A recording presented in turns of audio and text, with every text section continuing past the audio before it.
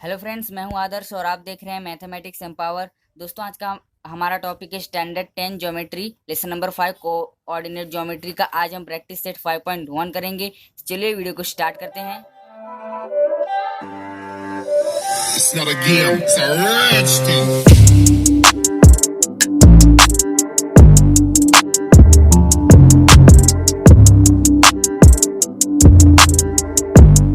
दोस्तों, इस वीडियो में मैं क्वेश्चन नंबर 1 के पहले फर्स्ट 3 सब क्वेश्चन कराने वाला हूं। और ये जो डिस्टेंस फार्मूला और कोड मीडियन फार्मूला है, सेंट्रॉइड फार्मूला है, इसके ऊपर अगर आपको चाहिए तो मुझे कमेंट कीजिएगा। मैं ये फार्मूला कैसे बनते हैं उसके ऊपर भी वीडियो बना दूंगा। तो चलिए हम यहाँ से स्टार्ट करते हैं। यहाँ पे क्या बोला है? Find the distance between each of the following pair of points. मतलब यहाँ पे दो पॉइंट्स का पेयर दिया हुआ है और हमें वो दोनों पॉइंट के बीच का डिस्टेंस निकालना है। दोस्तों, पिछले स्टैंडर्ड में हमने क्या सीखा था कि दो पॉइंट्स के एक ही कोऑर्डिनेट्स दिए होते थे, उसमें से जो ग्रेटर होता था उसमें से सब स्मॉलर सब्ट्रैक्ट कर देते थे तो हमें डिस्टेंस मिल जाता था। लेकिन यहाँ पे आपको दो दो कोऑर्डिनेट्स दिए होंगे, एक एक पॉइंट के दो दो कोऑर्डिनेट्स दिए होंगे, तो उसके लिए आपको फॉर्मूले की ज़रूरत पड़ेगी। फॉर्मूला आपकी टेक्स्ट बुक में है, आप तब तक उसी से समझ के कीजिए। मैं अपने आने वाले वीडियोस में ये भी बता दूंगा कि ये डिस्टेंस फॉर्मूला कैसे बनता है। ओके, तो चलिए इस वीडियो में मैं पहले 3 ही क्वेश्चन कराने वाला हूँ। तो फर्स्ट क्वेश्चन है A 2,3 एंड B 4,1। सॉल्यूशन। अब डिस्टेंस फॉर्मूला में x1 और y1 की ज़रूरत पड़ती है और x2 और y2 की ज़रूरत पड़ती है। तो ये जो पहला टर्म होता है वो होता है 1 और सेकंड टर्म जो होता है वो होता है 2। तो x1 y1 हो जाएगा और x2 y2 होगा। x और y ही साथ में रहते हैं, तो यहाँ पे ये हमारा फर्स्ट टर्म हो गया, ये हमारा सेकंड टर्म हो गया। x और y साथ में रहते हैं, x और y साथ में रहते हैं। ये फर्स्ट टर्म है इसलिए x1 y1 और ये सेकंड टर्म है इसीलिए x2 y2 हो जाएगा। तो हम लिखते हैं suppose the coordinates of A R. A के हम क्या लेंगे? x1 y1, x1 y1 and the coordinates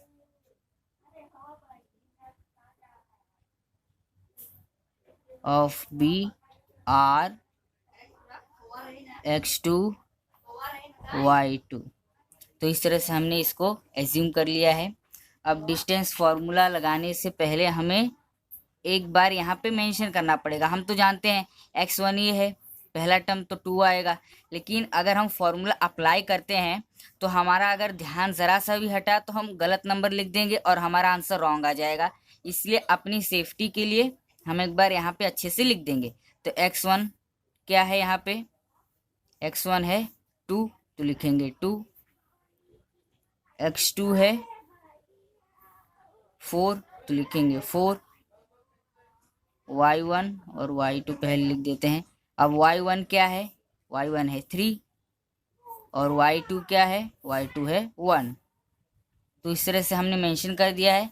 तो हमें यहाँ ऊपर देखने की ज़रूरत नहीं है, हम डायरेक्ट यहाँ से ही देख के कर सकते हैं अगर हमने इसे यहाँ से एक बार अच्छे से देख लिया तो। चलिए अब लिखते हैं by distance formula. Distance formula क्या है? Distance A B equals to under root x2 minus x1 whole square plus y2 minus y1 whole square. बहुत से लोगों को ये मिस्टेक हो सकती है, उनसे मिस्टेक हो सकती है कि देखिए x2 लिखने की बजाय x स्क्वायर यहाँ ऊपर लिख देंगे तो नंबर के स्क्वायर कर देंगे। तो आंसर तो रॉन्ग आएगा ही। तो x2 है, x का स्क्वायर नहीं करना है, हमें सेकंड नंबर वाला x ढूंढना है। तो सेकंड नंबर वाला x तो ये है, तो हमें इसका स्क्वायर नहीं करना है, हमें डायरेक्ट 4 ही लिखना है। अगर आप ऊपर लिख देंगे तो आपको स्क्वायर करना पड़ेगा, लेकिन नीचे लिखेंगे तो इससे ये पता चलेगा कि ये सेकंड है और ये जो है ये फर्स्ट है। ओके, तो चलिए अब इसको सब्स्टिट्यूट करते हैं। अंडर रूट, देखिए x2 है 4, 4 minus 2 whole square plus y2 क्या है 1 minus 3 whole square equals to under root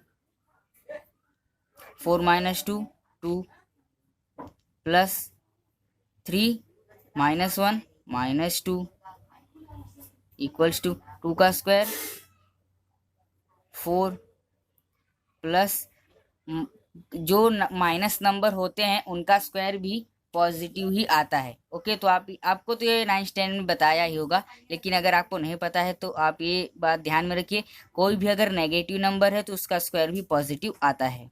तो यहाँ पे भी आ जाएगा 4, 4 प्लस 4 हो जाएगा 8, और इसको अगर हम सिंप्लीफाई करेंगे, देखिए 2 2 ज़ा 4, 4 2 ज़ा 8, यहाँ पे बार लगाएंगे और इसे बाहर निकालेंगे तो 2 अकेला हो जाएगा, 2 अंडर रूट 2 और यूनिट्स, और लिख देंगे distance A B equals to root 2 units. तो चलिए अब मैं चलता हूँ सेकंड क्वेश्चन पे। दोस्तों अगर आपको आंसर लिखना है तो आप स्क्रीनशॉट ले सकते हैं। ओके, तो चलिए मैं चलता हूँ सेकंड क्वेश्चन पे। सेकंड क्वेश्चन में पॉइंट पी और क्यू दिए हुए हैं। पॉइंट पी के दो कोऑर्डिनेट्स क्या हैं, -5 और 7, और क्यू के कोऑर्डिनेट्स हैं -1 और 3। तो यहाँ पे भी हम सपोज करेंगे, suppose the coordinates of P R x1, y1 and the coordinates of q are x2, y2। अब यहाँ पे हम मेंशन कर देंगे कौन x1 है कौन y1 है, ये सब मेंशन कर देंगे। x1 equals to -5, x2 equals to -1 और y1 इक्वल्स टू, y1 क्या है यहाँ पे, y1 7 है, और y2 क्या है यहाँ पे, y2 है 3।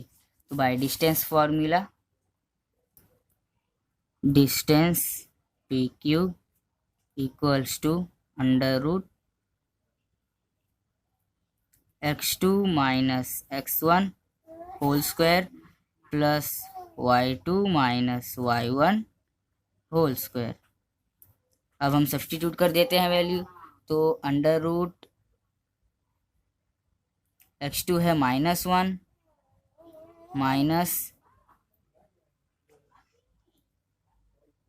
-5, और हमने यहाँ पे स्क्वायर ब्रैकेट क्यों लिया है, क्योंकि देखिए फर्स्ट टर्म और सेकंड टर्म जो है दोनों माइनस है, तो इसीलिए हमें स्क्वायर ब्रैकेट और नॉर्मल ब्रैकेट्स का यूज़ करना पड़ेगा ताकि हमें कन्फ्यूजन ना हो।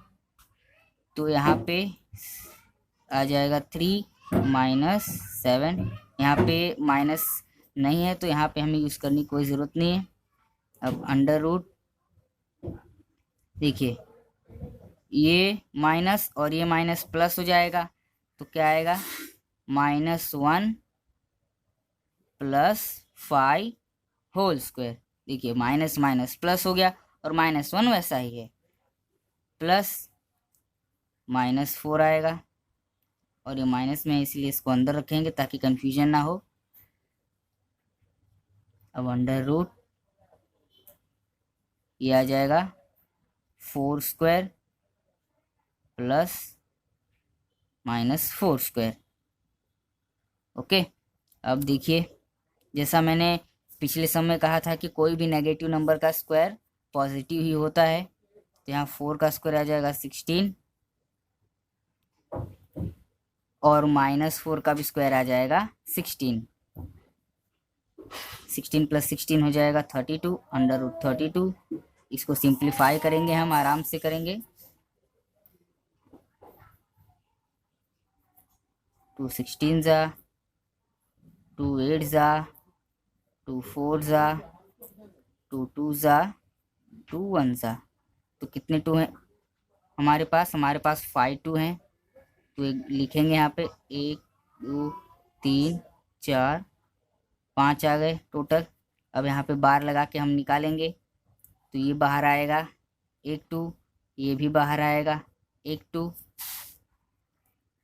देखिए ये वाला बाहर आ गया 1 2 हो गया, ये दोनों की पेयर बाहर आ गई तो 1 2 हो गई, और ये वाला अंदर ही रहेगा क्योंकि इसका कोई पेयर नहीं है, तो आएगा 4√2 यूनिट्स।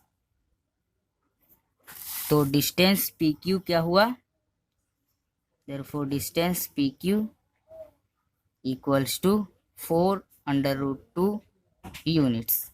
तो ये आंसर भी आपका हो गया है, हम इसे बॉक्स में डाल देते हैं और चलते हैं नेक्स्ट क्वेश्चन पे। थर्ड क्वेश्चन में हमें पॉइंट्स दिए हैं R और S, और उनके कोऑर्डिनेट्स क्या हैं? R का कोऑर्डिनेट है 0 -3 और S के कोऑर्डिनेट्स हैं 0, 5/2। तो सपोजिशन कैसे करना है आप कर सकते हैं, तो मैं लिख देता हूँ। तो अब यहाँ पे x1 क्या है? 0, और x2 क्या है? वो भी 0 है। y1 है -3 और y2 है 5/2। तो चलिए अब बाय डिस्टेंस फार्मूला से हम इसे सॉल्व करते हैं। फॉर्मूला लिख दिया है x2 - x1 whole square plus x2 y2 - y1 whole square, और उसको अंडर रूट में डाल दिया है। अब चलिए सब्स्टिट्यूट करते हैं। x2 क्या है हमारा?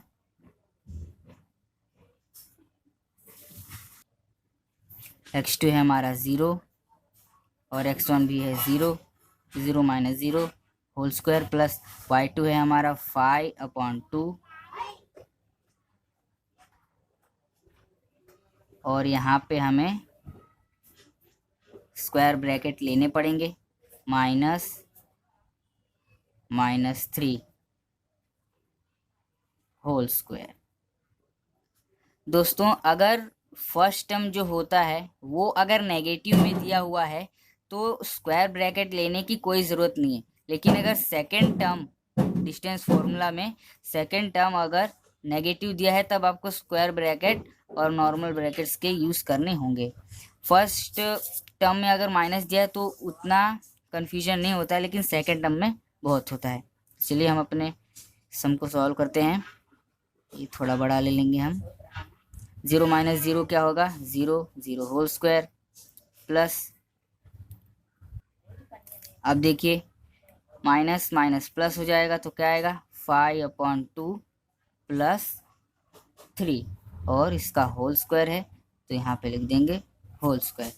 अब देखिए यहाँ पे डिनोमिनेटर कुछ नहीं है तो हम क्या लेंगे? 1 एज्यूम करेंगे। अब देखिए इस पूरे फ्रैक्शन को 1 से मल्टीप्लाई करेंगे, एलसीएम ले रहे हैं हम लोग, तो एलसीएम में क्या करते हैं? डिनोमिनेटर एक्सचेंज करके मल्टीप्लाई करते हैं। तो यहाँ पे हम 1 से मल्टीप्लाई करेंगे और यहाँ से हम 2 से मल्टीप्लाई करेंगे, तो देखिए क्या आएगा? 0 का स्क्वायर हो जाएगा 0, अंडर रूट रहेगा ये, प्लस 5 1 ज़ा 5 प्लस 3 2 ज़ा 6 अपॉन आएगा 2, और ये हमने अभी स्क्वायर नहीं किया है तो हम इसको ऐसे ही स्क्वायर में रखेंगे, लिखेंगे।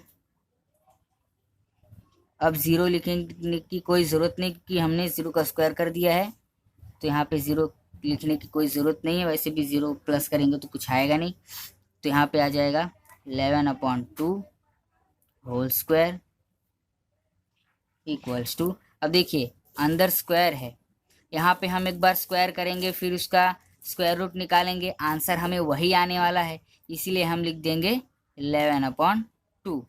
स्क्वायर रूट और स्क्वायर एक ही नंबर पे हो रहा है तो आंसर वही आएगा। अब 11 का हाफ क्या होता है?